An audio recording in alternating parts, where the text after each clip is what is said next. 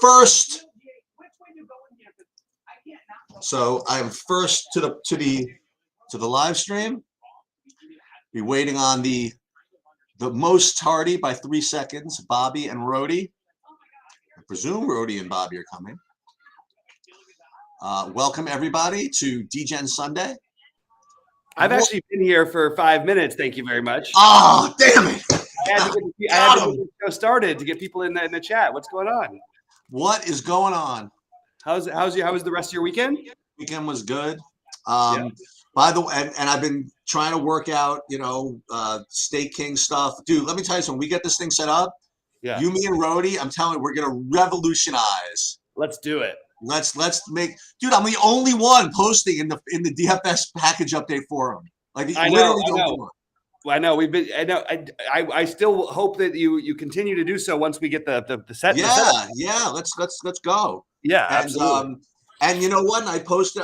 It's a good thing because I'm trying to figure out like what needs work on State Kings 2. And I'll tell you this: I posted like the MMA thing. Yeah. And like only like, I mean, I only sold. I was going to sell 20%, and like almost nobody bought any. It was like, I guess it was dude, and I like doubled my money in it. That's their loss, Oh, their loss. What was it? Was it yesterday? Yeah. Saturdays are a little bit slow usually on. Okay. Yeah, I'll learn, and we'll learn. You know what I mean? Yeah. And what I did was, again, what I'm going to try to do is every time I post a thing, I remind people, hey, if you want to see kind of the lineup build, sort of, follow my Twitch, and my Twitch routes people directly to this live stream. So when we do it, we should actually put the link to our YouTube channel or something. You know what I mean? Or however we route people to this, and this way, people from State Kings will get onto True DFS too.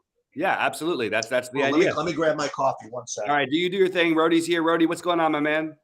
Yo, I've been here just like you have. I just didn't have my stuff on either, but yeah. So Sheets is last, actually. Yeah. Let's go with what it really is. Call it what it really is.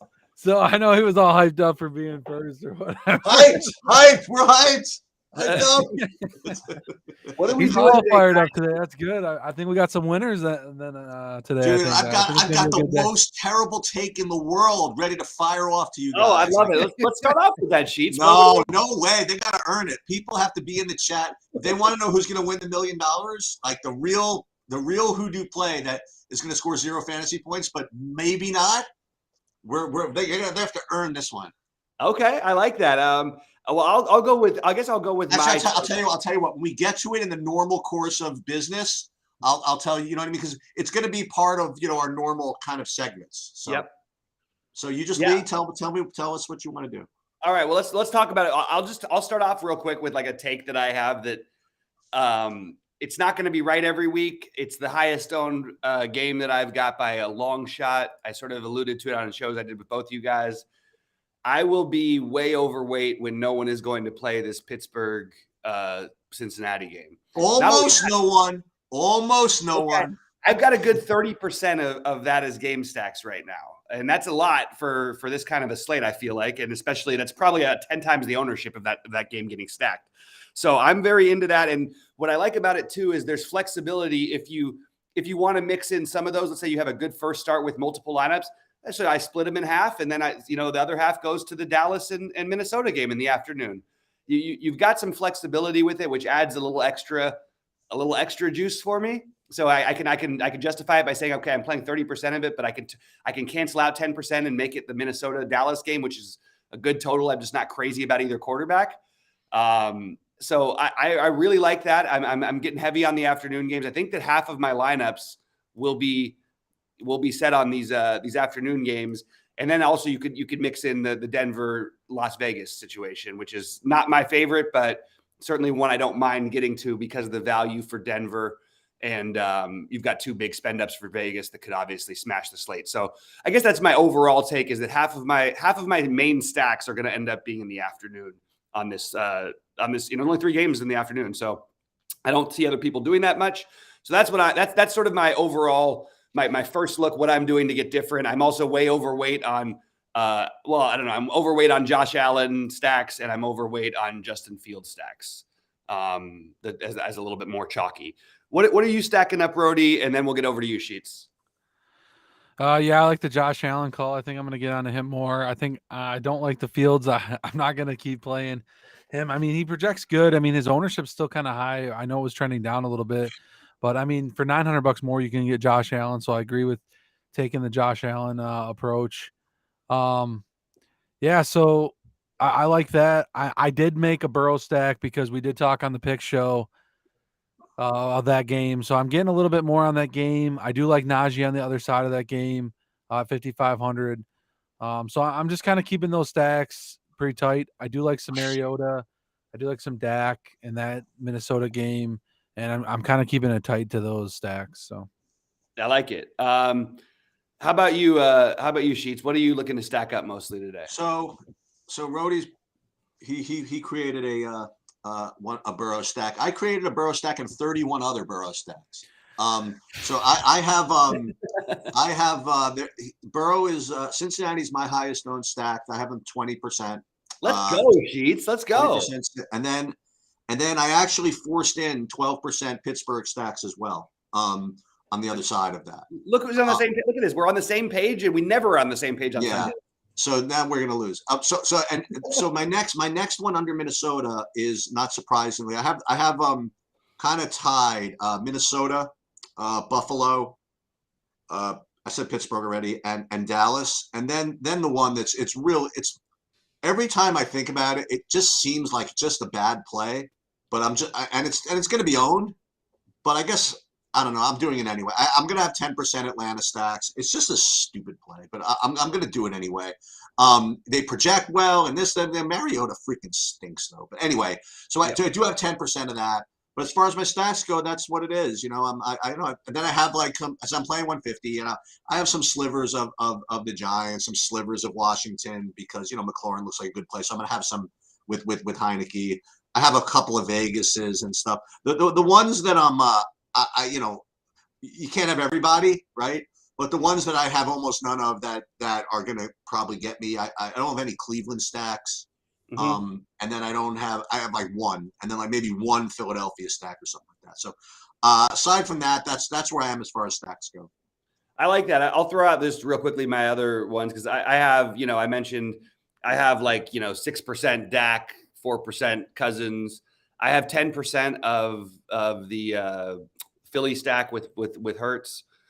I have, and then I've got 8% with the Baltimore stack, but I don't really like this. I like Lamar to Andrews. And then I think you have just really reasonably priced options to run back, whether it be DJ Moore or D'Onta Foreman. Obviously with the total, you wouldn't want it. Foreman's going to get overlooked. And then we're going to have, let's turn this into talking, because we talked about our stacks, which sort of tells about our quarterbacks. But I'm going to bring up something at running back here. So Kenyon Drake is sort of everybody's darling this morning, if you listen to any of the other shows and all that stuff. And I completely understand it. I just want to warn people. We've seen this before where we think Drake's going to get all the work, and it goes Justice Hill gets as many carries. It goes, Mike Davis gets a few carries in there. There just is a weird path for him not to succeed. But overall, the matchup, the two touchdown favorite, basically, Kenyon Drake is a guy who's popping, who wasn't early in the week because Gus Edwards is out. So I'm up to 25% of them. I think I want to get less than that. But we'll talk about other running backs. I'm at 25% Najee Harris, 26% Ramondre Stevenson. I have 40% David Montgomery, which feels weird. So I'm probably going to lower that a little bit. 10% Kamara, 10% Jonathan Taylor, 30% Dameon Pierce. 10% D'Onta Foreman, 15% Cordarrelle Patterson. I think if there was a week where Patterson can get the work back, this might be the week. So if I'm going to make my field stacks, I like Patterson as a run back more than I did earlier in the week because I'm scared about the three running back split. The truth is they want to make the playoffs. Patterson's getting back to healthy. I think in the most important moments, he'll be on the field. He'll get the goal line work and 100 yards and maybe some catches with a touchdown. I feel like feels very much on the table for him. So that's mainly what I'm doing. I'm not playing as much of the spend ups at running back. I currently, and I'm going to have to hold my breath on this one because it's the best matchup in football. I don't have any Barkley anywhere. Talk about that, Rody, because we talked about this a little bit when we did our show, Rody. Why do I play Barkley, who sort of seems to cap out around 26, 27 fantasy points, and he's been awesome. He's consistent with it. When I can play Justin Jefferson, who I don't even necessarily, it's not that I love Jefferson, but if he gets there, he's getting me 40, 40 plus, something like that. That's why I can't quite talk myself into this Barkley play. But yes, could Barkley get 40? Sure. He hasn't done it all season. As the season wears on, I think you're getting more and more beat up. I think Daniel Jones snakes enough of his touchdown upside because Daniel Jones has about, what does he have? I think it's a 40% touchdown rushing upside. Like when you compare the two of them, like he gets 40% of the running work. So really, in some senses, Barkley is getting like the split carries near the goal line, which people aren't really looking at it like that. But that's my argument against Barkley and the fact that he's just crazy expensive. What do you got with Barkley, and then who else are you playing, Rody? And then we'll go to Sheets. Yeah, that's funny because I don't have much Barkley on DK. I just built a lineup with him in it, my only one on DK. So like I'm right there with you, and he's very pricey on FanDuel. I probably won't get to him over there either. So yeah, I'm a little lighter on him. I do like some of these upside receivers or cheaper receivers. It's really hard to build today, and I am starting to like some of these like cheaper running backs. You got like. Stevenson's getting a lot of workload there for New England. Pierce there for Houston. I don't mind. They're cheaper. I am getting a lot of Kamara, though, today. I think, like, I usually play him when he's lower owned, and I usually off him when he's higher owned. So he's coming in about 11% today. I kind of like him a little bit. I'm sprinkling him in some of my bigger lineups. By the way, just to go along with the Kamara thing. Sorry, before I didn't want to leave it out that I'm playing a lot of Mixon. Go ahead, Rody. Sorry about that. Oh, you are playing Mixon and Kamara are similar price, so I have them a lot together. Keep going. Yeah, I've been off that Cincinnati game. I know Bobby was on the Cincinnati game, and Sheets is clearly on the Cincinnati game, so I'll probably add a little bit to that. And some of the like smaller MME stuff I do. But I don't have a lot of Mixon. I'm trying to get a little more JT. Jonathan Taylor is more of a spend up. I am getting a little bit of Drake. Devin Singletary, I like, is opposite to the Allen Stacks. You can pair him with maybe like a Peoples Jones or something. I got a little like a mini correlation of that game. Najee, I'm getting a lot of, and I have a tight player pool at running back today, and those are pretty much the guys. Nice. I'm interested in that. We talked on the pick show about the Tony Pollard. Yeah, I don't have the Zeke news yet, but like. Maybe he's still going to get a lot of the workload, and like he could be a late swap that we need to look into, guys. So keep an eye on that one. Yeah, I'm interested in that as well, and I'm sort of keeping, Zeke, I'm assuming, gives it a go today, but I actually do think the Pollard thing is hard for me to ignore. Maybe coming off of a loss, you could even mix in some Zeke. By the way, I don't think it's the worst thing in the world, but I just think. God, if I'm Dallas, I'm just going, okay, we've got a thoroughbred here, and we're running this other old man into the ground. I feel like with Zeke. Sheets, what are you doing with running back? Well, I want to ask you a little more, Rody, about the running backs for a second before I kind of chime in here. Did you think about either or both of the Washington running backs, or not really? I should have probably said that. I do have Gibson in a couple, none of my bigger buy-in lineups, but like some of the MME. I have no Brian Robinson, but yeah, I hear a lot of the people have been talking this morning about mixing those guys in. They're both pretty cheap too, so I don't mind it. All right, so I want to talk about that a little bit, that specific thing, and I think it's important. So I watched that Washington game just like everybody else did, okay, against Philadelphia, and from what I saw, like they want to just cram Robinson the ball, and Gibson is I really feel as though he's the secondary guy. I mean, and Bobby, we've talked about this for a year. I've been saying this for a long time. Yeah. Right. Yeah, exactly. And whether it's the right call by them or not, it just seems to be the case. But nonetheless, I mean, Gibson does get work, and whatever it is. And I've heard some takes about maybe some people want to play Brian Robinson. Some people want to play Antonio Gibson. Let me go back to basics for just a minute, okay? For DFS, the thing about running backs is that you want to have running backs that well, in a perfect world, right, get all the work, and they also have PPR upside. Okay, obviously you can't get everything, right? So but at least you want to have something. Like you either want to have like all the work or PPR upside. Now, you have these two guys like Brian Robinson, and you actually just don't even know like which one of them is the lead guy. I mean, like you could argue, both sides of this, right? But it's not sure. And Brian Robinson has basically no PPR upside or whatever it is. And I just have a question. I mean, honestly, not to beat a dead horse about the same exact play, but if you're gonna like struggle and pick this freaking timeshare, how are either of these guys even close to Najee Harris as a play? I mean, Najee Harris is the Pittsburgh running back, all right? Period. And not even period. You ... He also has PPR upside. I couldn't imagine, and that's the first thing I did was when I ran my builds. I did get some Brian Robinson, and I said any Brian Robinson like lineup that I had that had like 200 or 300 on the table that I could upgrade to freaking Najee. I just did. I don't see the logic in playing either of those Washington guys over Najee Harris in any variation. That's whether you want to comment on that first before I go into my running backs or not. Yep. I would love to touch on that real quick, just because. Go ahead, go for it. I'm on the Harris side as well today, partially because I have that game stacked up so many ways and it fits in perfectly at 5,500. But I do have some Gibson, and my thinking, what I'm afraid of is that either Gibson or Robin. I mean, it's basically the nut matchup for running backs in all of football against Houston. And it's really hard for me to ignore that, because every week we talk about this stuff, but it really is. And they're going to both get fed a ton combined. Now, I agree that Robinson may be the better back. I think Gibson is the more of the guy who you're going to get the goal line carries with. And for what it's worth, he's the one who tends to score the touchdowns, and he's also got the PPR upside. But overall, that's my only fear about the Harris over either of those guys is one of them probably gets, but even getting there, what do they get to 20 or something? If they're both, I want the guy who's going to get me 30, has that chance to get 30. But the truth is they do, just because the matchup's so great. It's just really hard to know. Cause like you said, anybody who's watching them play, it's pretty clear the number one running back is Robinson for them. Why? I don't know. Right. Antonio Gibson, it's sort of like when Swift was a little healthier, the Swift and Jamal Williams thing. I don't know. It's just the matchup is so good. I still don't want to X them out of my builds, but I am mostly on the same side as you. So anyway, go to the rest of your running backs.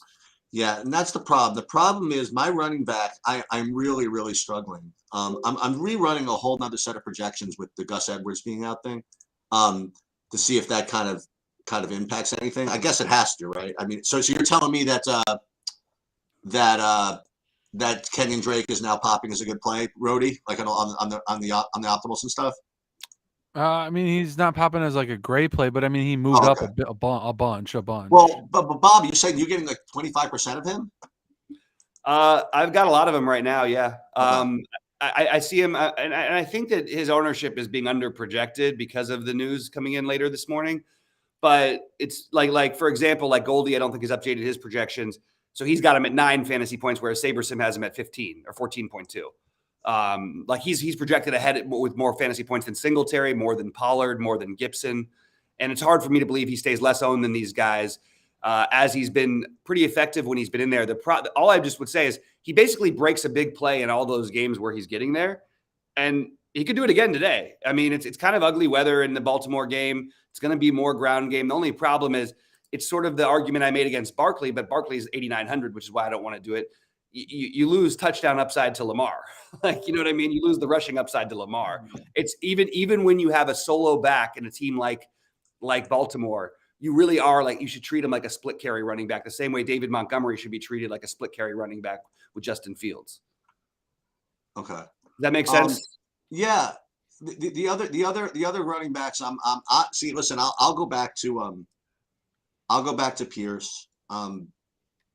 Ramondre Stevenson, I don't think he's going to eat up the Jets. You know what I mean? I think the Jets are fine. But I don't think any running back is that great today. I mean, like Josh Jacobs looks pretty good. Montgomery looks pretty good. Kamara looks pretty good. Like all the guys you mentioned. You know what I mean? Jonathan Taylor. I have sort of like a semi-fraudulent take there. I mean, I just kind of I'm kind of off of the Colts in that game. I know that like Paris Campbell is popping and all these Colts are popping and Jonathan Taylor and all this stuff. And people saw Washington just run all over them last week. But why is this happening? What's happening? Oh, nothing. Just projection related stuff. Yeah. DK. NFL DK. All right. So I'm sorry. Okay. No, that's all right. Yeah. So quarterbacks were with our stacks to answer the question in the chat. And we're stacking up different teams. The quarterbacks I have the most of are Burrow, Fields, Josh Allen, some Hurts, some Dak, and a little bit of Cousins right now, with a little bit of Kenny Pickett as well, and Daniel Jones. That's pretty much my whole quarterback pool in order of ownership. Let's see. I'm trying to see if there's anything else. There's questions in there, guys. Fire on in the questions and everything. Good morning to everybody. Rody, let's talk a little bit about wide receiver, because Sheets sort of alluded to. Start with Sheets. I'm gonna have a friend here in a minute. Sheets, let's talk about the wide receivers. You mentioned being off of guys like Campbell, who I'm getting to some of. To be honest, I just feel like Philly is, if they're not able to run the ball, which they may be, I feel like one of Taylor, Pittman, Campbell, it's really hard for me not just to cross those guys off. And I'm including some Alec Pierce as well. As much as Philly has some talent, they are a team that can get beaten by some big plays, or they're going to get beaten on the ground. So I'm sort of treating it like that way, an either or. And I'm not stacking up that game necessarily so much. I do have like 10% of it. But I like the idea of getting to some Jack Stoll at tight end. Unfortunately, it could be any of the 3 tight ends, but I think it'll be Stoll. And I'm getting to Devontae and A.J. Brown as some individual plays with Pittman or Campbell or Taylor on the other side. And I'm also using Donovan Peoples-Jones just to go through receiver. I'm using him quite a bit as a value receiver.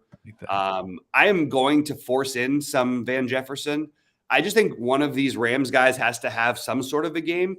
Higbee's my favorite, but it's the worst position for them because, New Orleans does a good job against tight ends.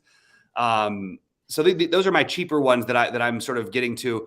I have some Kendall Hinton, some Garrett Wilson, some Drake London. Those are my sort of cheaper ones. And then the guys who I'm getting to at the higher end, I have a lot more than I expected to of CeeDee Lamb. I have a lot of Courtland Sutton, which I think is going to be pretty popular, but I actually like the play. And it's just, come on, Russ, have one game. So Hinton and Sutton, between the two of them, I've got like 46% of them, because I've got 11% Hinton as well. I'll probably get a little less than that. DJ Moore, chalky, but mid-range I like. Amon-Ra St. Brown, always a good play. And then I have Diggs, but I actually have more Gabe Davis. And Rody, we talked about that a little bit on our show. I'm into this Gabe Davis thing, whether I'm stacking the game or not. Gabe Davis is a big play guy who's in that range, and no one plays him because they feel like they were going to play the Bills. They're going to play They're going to play Stephon Diggs. Gabe Davis is going to break 3 or 4 slates every year. 25% of the games, basically, you're talking about that he's going to break. Why wouldn't this be the one for him?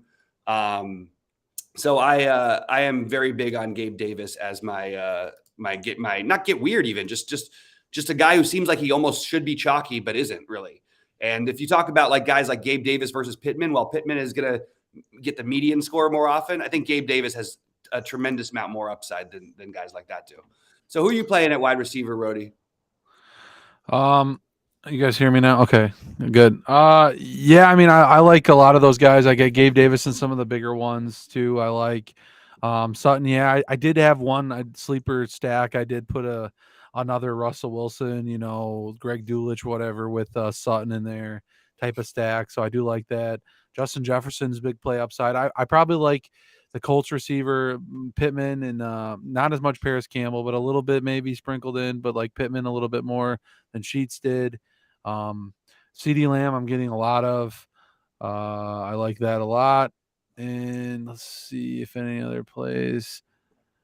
Yeah, and I just pretty much with my stacks, I'm getting some Terry McLaurin. I think he's cheap, 5,900 on DK, like Drake London at 5,100. Some Mooney a little bit in the Atlanta game stacked up. I like him as a run back, not just as much Montgomery. Allen Robinson, 5,600. I like that. Some cheaper guy, Michael Gallup or Noah Brown in that same game. You can go different off of CD if you want to get there. I probably got less Amon St. Brown, but he's a guy that can, do some damage. And then, pretty much staying with my stacks there, and then pretty much keeping those guys going. So, yeah, I hear you. Sheets helped you for some of these receivers. We also like Boyd and Higgins here. I think I think the obvious answer, and people are asking it already in chat, the Poker X Factor people are. Shout out to you guys. But I would say Higgins is clearly the guy you're trying to target. He'll also be much more popular than Boyd, and they're not going to. Neither one is going to be overly popular, but I think Higgins is the obvious answer. Boyd is the home run play.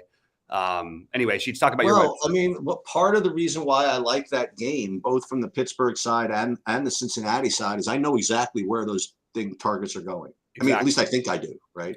So you could play Higgins and Boyd, play them together, you know, and make sure that, you know, this is what I'm doing. I'm making sure that when I only have one of them, that I don't only have one of them. You know what I mean? Like I'm splitting up my ownership between Boyd and Higgins. And then on the other side of the Pittsburgh game, you know, Pickens, who's projected for like no fantasy points for some reason, like him and Deontay Johnson. Makes sense, and we'll get to tight end in a little bit. You know, when we talk about Freiermuth, but that's one of the reason why I like that game is because I don't have to struggle over whether I want to play Khalif Raymond or not. You know what I mean? So that's that. Other receivers that you didn't mention. Well, I'll just reiterate. I mean, CeeDee Lamb, Diggs, Amon-Ra St. Brown. You mentioned. I like Donovan Peoples-Jones much better than Paris Campbell. I like that. Terry McLaurin, I agree with. The Atlanta game, again, part of stacks. I mean, Drake London certainly makes a lot of sense at only 5,100. Jefferson, Thielen, Sutton. You mentioned all these guys. But, I mean, as long as we're talking about it. So you want to know who's really going to win $1 million? Now, again, he's not really, but he might. So can I interest you in something? Let's see. So the tight end for what's his name for the Eagles. He's out, right? Oh well, Goddard is out, yeah. Right. So I guess some people are going to come up with like the backup tight end or whatever it is, whoever that is, Stoll or whoever that is. I don't know who that is, but let me suggest something else. Can I interest you in some Zach Pascal revenge going back to Indianapolis? Oh, no. Okay. It'll be all by myself then. No problem. No okay, problem. Go ahead. It's all you. This way, I'll be unique. That's fine. Because from what I've read, what I've heard, like the packages that they kind of run, we're more going to be getting Zach Pascal more snaps in there. So I'm very interested in taking a shot there. And remember, I have to only play 5% to be like 100% over the field. Yep. So I'm gonna. That's gonna be my awful take of the day. Is Zach Pascal from the Eagles in Indianapolis? Wow. Okay. I mean, it's definitely interesting. I would personally prefer Watkins if I had to pick between the two of them, but we'll see. That's pretty much something I didn't expect to hear today. I wasn't expecting the Zach Pascal talk as the wide receiver 4. I think I would prefer Trent Taylor he's my super get weird one is Trent Taylor from Cincinnati. But I think I went over everybody else I have over 5% of. I mean, like Gallup. I presume that people are going to play Gallup, right? I mean, if you're going to play anybody in Dallas, really Gallup. Yeah, I like Gabe Davis. You guys mentioned. Oh, you know who you didn't mention? Did you talk about you talked about Cortland Sutton a little bit. You want to play any Kendall Hinton at 3,600? Yeah, I talked about him. I have 11% of him. You did. Okay. Yeah. And the only other guy, literally, that we didn't mention that I have over 5% of is from the Giant game, Darius Slayton, and that's then everybody else we've talked about. Yep. The Giants one is one I would love for you to. I have Slayton as my guy if I have to, because I have Daniel Jones as in like 6% of my lineups. It just feels really weird. This guy, like, it's so hard to find a receiver to play with him, and it's like that with Fields as well. All I would say is that if Cole Kmet is going to be low owned again, and I just want to throw this out as we lead into tight end, this is just stupid on our part. I mean, why wouldn't we think they figured maybe a little something happening? Look, he's getting a reasonable percentage of the target share. He gets the goal line looks from Fields. Why, if you're going to play Fields, wouldn't you play Kmet with him? It just seems obvious. I do have some Mooney and Claypool also, to be honest, but I really, really think that it's one of those things like because it's a trend and everybody's like, oh, I don't want to chase that. I don't want to chase that. It's not going to happen. Are we getting a little too out of control when the guy who's outscored any of these tight ends who he's being compared with the last 2 games, he's outscored what they've done all season long, and none of them have had 2 games like this. It's just, and he said the last 2 games with a quarterback who's up and coming. Why wouldn't we see that as a trend more than an outlier? And that doesn't mean it's going to continue today, but it's something we should be overweight on as a community as a whole on the Cole Kmet thing. And not only that, Bobby, but for the last, I've played Cole Kmet probably more than most people in the past 3 years or whatever. And the guy always was supposed to have talent. You know what I mean? He's had just remember he was playing with Trubisky. I mean, you know what I mean? So you have a guy. Listen, you have a guy like Fields that runs around all over the place, and their offense is now officially a threat. You know what I mean? That one of the things that happens when there's chaos is these tight ends just end up, open, down the field, and Kmet is, listen, 2 weeks in a row. I obviously maybe it's double outlier, but hell, if he's going to be lower owned than Higbee 100 weeks in a row, maybe you should listen. But we also if you like the idea of playing Fields, why wouldn't I play the 3% guy who's dominated the position with him? You know what I mean? It just makes no sense.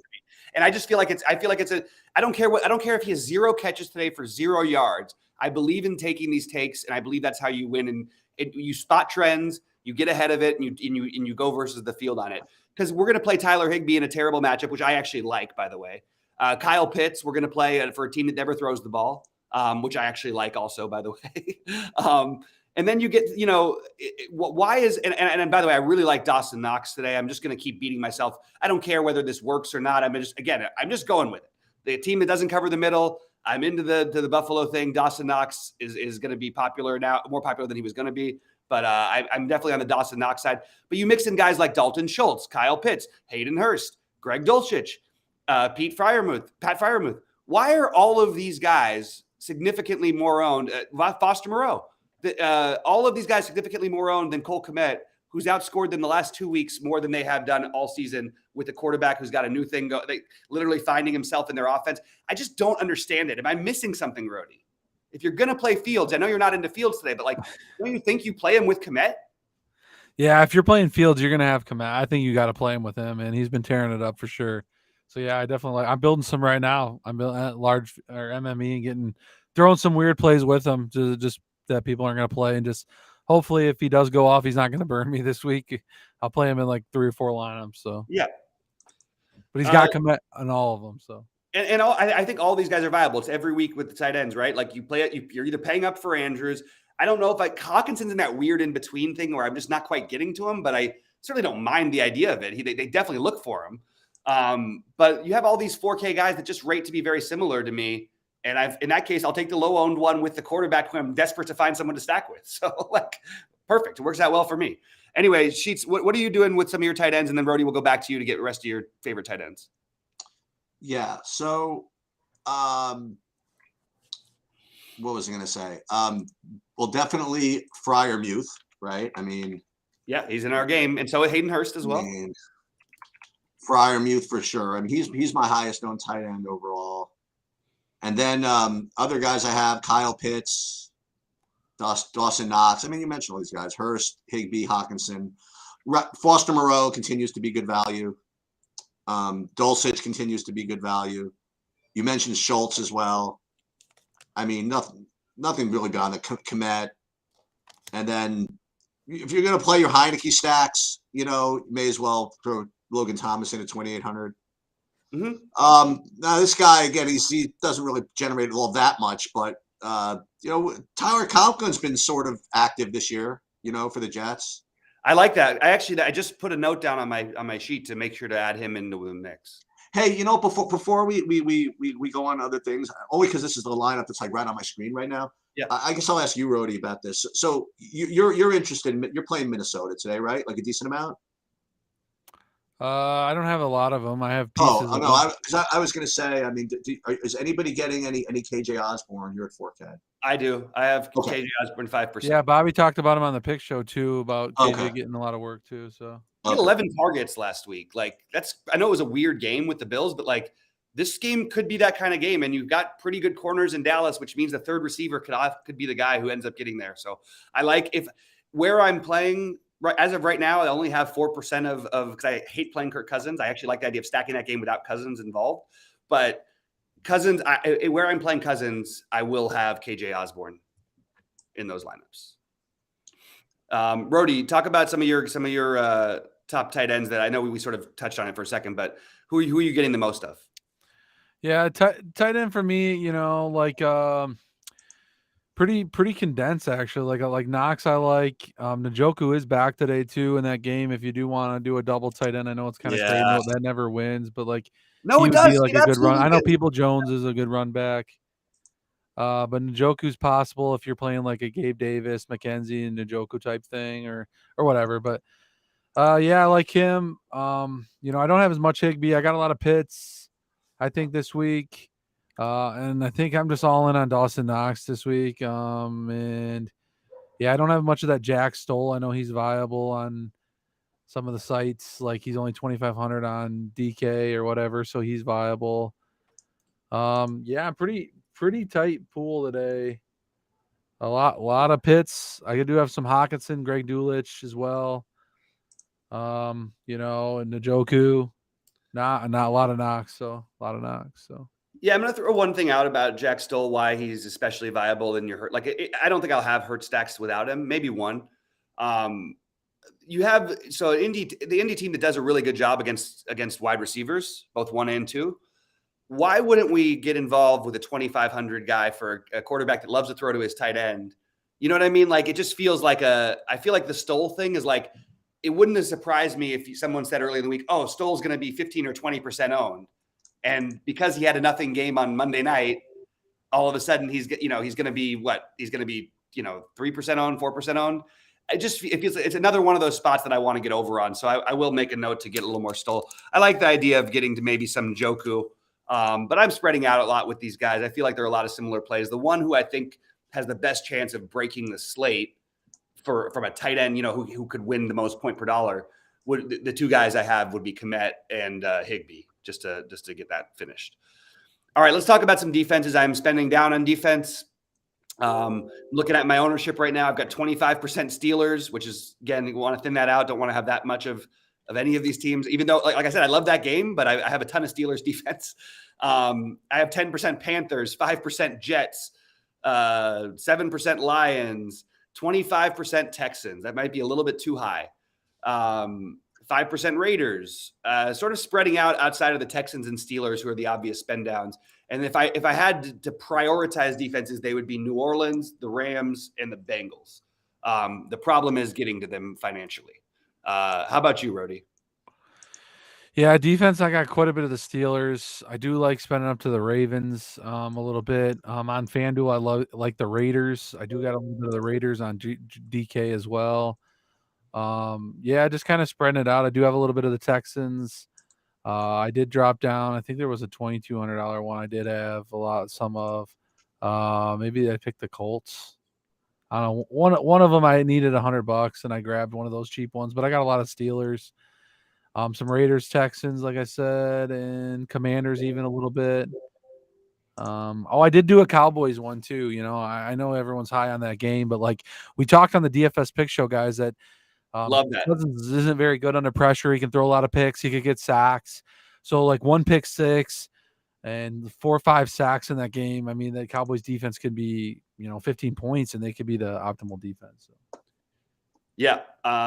Sheets, how about you at defense? And then we'll start getting some questions. Guys, pop in the questions. I'll go back and answer everything that was popped in there before. Yeah, the same. Again, I have to remember the same. I mean, my same caveat as I've done like the whole season. I'm not playing more than 15% of any defense. That's just the way it's going to be. And I got to the same guys you did. Pittsburgh, Texans, Saints, Panthers, Rams. And then I'll just throw in the Patriots, Jets even. I mean, like, just really nothing. No real big take, if you want to know the truth. Yep. Okay. All right. Well, let's get to some questions. And we've got Poker X Factor, our guy. Sheets, remind me of the gentleman's name who's escaping me right now. Who's Scott? Yeah, Scott. Oh, Scott's in there? Yeah. Gibson at running back. We talked about it a little earlier. I think Sheets and I are more on Najee Harris, but I have some Gibson exposure, and I think Rody has some Gibson. Is that correct, Rody? Yeah, only a couple lineups out of a lot. So. Yeah. Okay. All right. And the answer, again, to go back to the Justin Fields questions, I think you're playing. I think playing him with a receiver. I think playing him naked is completely fine. Obviously, it won all the money last week. But playing him with Kmet would have won all the money too. It's just a matter of which one. You know what I mean? Like the guy who won the Millionaire Maker last week had a naked, what's his name? A naked Justin Fields last week, and played Kelsey at tight end, who had less fantasy points than Cole Kmet, but he won. You know what I mean? Like it's weird how sometimes it just shifts into working out for you. All right. Looks like the questions. I'm trying to see if there's any more out here. Got a lot of compliments for Sheets from Joanne. I feel like Sheets and Joanne have a low key little thing going on our shows here. There's always Sheets, Joanne and Sheets always talking together. Anyway, just kidding around with that. Owsley, I'm just trying to see if there's anything else in here. What was Derek Lewis? Sheets, what is that? Is that an MMA reference? Derek Lewis? Yeah, he was in the main event, and they scratched like post lock on the very first day that DraftKings allowed late swap post lock. Sorry, I'm sorry. Yeah. Sometimes I'm really happy not to play MMA because I feel like it would drive me nuts now with this late swap thing because I could see how everybody's getting so fired up about it. Fired up. All right, Cheats. What do we have to say? What else do you have? What else have you got in terms of like maybe some other stuff we didn't touch on? Maybe So I once again, I mean, we always I don't say we forget, but I think it's worth me at least like going over on FanDuel what I have that at least might be different than other things. So on now, in fairness, on FanDuel, I didn't aggressively force in the Pittsburgh and Cincinnati as much as I did on DraftKings. So I'm getting kind of different things over there than I would. I'm getting about 20% Dallas over there, 20% Atlanta, and then 15 Minnesota. So nothing really changes with respect to running backs. I'm getting more Montgomery over there. Like he's kind of my priority. I have more of him than anybody else. I don't really see anybody with that much higher ownership over there than I have at DraftKings. Hold on. Drake London a little more over there, which kind of goes with the Atlanta take. Tight end, more Pitts over there, which goes with the Atlanta take. And at least, who I'm getting a little bit of over on FanDuel. That's not much, like 5%. Melvin Gordon. But aside from that, pretty much. Yeah, the Melvin Gordon price is just sort of teasing you out there. Like you want to play him, but it's like, is this really a good idea? This guy looks like he shouldn't have stopped playing 5 years ago. but I see the pricing why you're getting there. But I like touching on FanDuel. I'll throw out a few things that I noticed on FanDuel that were different. I think that some of the you can play. I have my main stack has Diggs and Gabe Davis both in it with Josh Allen. And it's partly me thinking that even with the shoulder things that maybe Allen runs a little bit less, and both these guys have tremendous upside. I will take that shot and I will run it back with Donovan Peoples-Jones at only 5,900. I think Kyle Pitts stands out even a little bit more over there because all the guys basically being the same price. They were all $3K today on DraftKings. Kyle Pitts, and including Kyle Pitts, he'd obviously be the most popular by a long shot. And that's sort of what's happening on FanDuel. So he stands out even more over there. I love Devontae Smith over there at 6,400. I think that's really reasonable. David Montgomery and Kenyon Drake also stand out as being too cheap, along with Michael Pittman and Drake London and CeeDee Lamb. Those are the guys who stood out for me. Rody, anything on FanDuel to talk about for you? No, I just got just about the same stuff. I got Josh Allen and Diggs in my main. Peoples-Jones run back in that one. So, right. And the Dawson Knox on that. I mean, I got a lot of Dawson Knox today. So I usually play FanDuel a little bit where I hedge what I don't have on DraftKings. So I probably play a little bit more Barkley over here on FanDuel a little bit, and maybe spend up at running backs a little bit more than I did on DK because I took a lot of the cheap ones on DK. So. For what it's worth, boots on the ground. Matt is at the Giant game today, and he says it is very windy there. Yeah, I'm totally cool with that because I don't really want to play the passing game anyway. I don't have much of that either. Yeah. I want to play what's his name. I want to play the quarterback, but I don't want to play the passing game. I just want to play him alone. Like Daniel Jones. Daniel Jones is like he's the guy who can get you 30 without throwing the ball for more than 100 yards. Along with Justin Fields. Hey, I see K9's in chat. Who's K9? Love K9 over here. He's a FanDuel guy. K9, if you have any specific FanDuel questions, pop them on in there because I do think that there is some glaring differences. And I just want to remind everybody, though, sometimes when guys seem cheaper, just remember, like, you want the upside. So, like, Devontae Smith is always going to be a guy who's a better play on FanDuel than he is on DraftKings. He's not going to catch 10 balls in most games, but he will catch that 50-yarder. The actual raw points, in real life, not the PPR side of things. Just remember that Kamara always looks like a great play on FanDuel and probably is a great play at 7,500, to be honest with you. But obviously the reason why he always stands out on FanDuel is because he's a PPR monster and they don't reward PPR because it's only half point. Rody, any other takes, anything we didn't touch on that you'd like to hit on before we get out of here? No, I don't really have anything really more than I said. I'm pretty tight and just kind of rotating my tight player pool today. I don't know. I just I'll get, what I'll do? I'll give a couple of announcements, I suppose. So for those of you that follow along with this stuff, for those of you who are going to play NBA or NHL today, those slates start at 6:00. I'm going to be posting projections up. Probably won't be till about 5:15. The showdown slate tonight. It's an amazing football game. I think it's KC Chargers. We're going to put those showdown projections up probably after all the games are over. So probably like 7:15, 7:30. But I might try to do it a little before, but they'll get up there eventually. And I'll save the other announcements for what the Tyler thing until we're more organized. Not organized until we have a little more clarity of what we're doing. Yeah. I think we're on the verge. We'll have it all hopefully done Monday, tomorrow. Okay. And we got some stuff from Tyler, so we just got to go back and forth a little bit, a couple more times, and we'll get there with the Stake King stuff. So don't join now. Wait till we give you a code. Anyway, I guess my hot take, Sheets and I stole it from the beginning with the hot take. And look, I'm not saying that every time this game plays, it's just weird. So you have the 30th ranked pass defense, and you have the team that likes to throw the ball the most of anybody in football, basically, and they're effective at doing it. And they've been a part of the most Millionaire Maker winners over the last season and a half, and no one's playing it. So I'm just going to go back to saying Cincinnati. I thought you were talking about Zach Pascal. Okay, all right. Cincinnati Pittsburgh. That's worth reiterating also. If Zach Pascal goes off today, by the way, Sheets, and you don't win a ton of money, I'm going to be furious. Yeah, I think so. No, I mean, I'm only going to have like 5%, but it's going to put me, That'll put you 5% above everybody else. It'll put me 5%. You will, if you have 10 Pascal or 7 Pascal lineups, that will be 6 more than everybody else has combined. I think so. I think that could be. I met you just for fun. Just now, I kind of have to throw him in because you put it into existence. I did. So, It's going to have a Zach Pascal play in one Millionaire Maker lineup for me.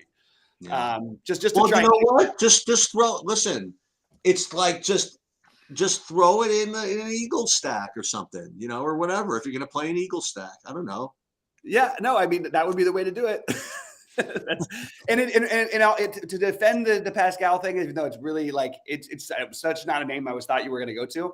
I actually thought you were going to say Alec Pierce again.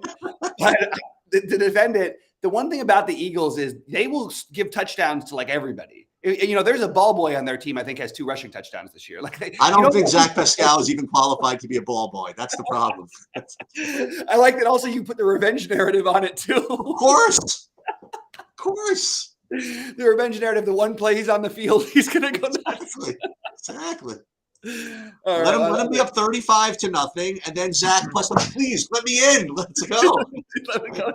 Then it's Zach Pascal time. It's Zach Pascal season. That's it. I know that's your favorite bet of the day. I'll throw out a couple quick bets, but I think that is your favorite bet, right? The Eagles are going to hammer them, and that one is your favorite. You seem to keep. That's not my favorite. No, my favorite is Houston Texans, actually. Ooh. All right. Rody, but you guys knew that already. You know what I mean? Like, if you guys have been following me, like, at all. I mean, like, Washington with their biggest win in, like, years. Like, I'm coming back on a semi-short week. I mean, there's no way I'm not. From a Houston team that plays everybody close, too. Yeah. That's fair. I will victory lap my win over you on Friday, though. I did say the Heat were a lock. They ended up losing by a point, but they that was quite a game. And I get all excited about the overtime because I got one 5-man stack, and the perfect 5-man stack, and with Porzingis on the other side.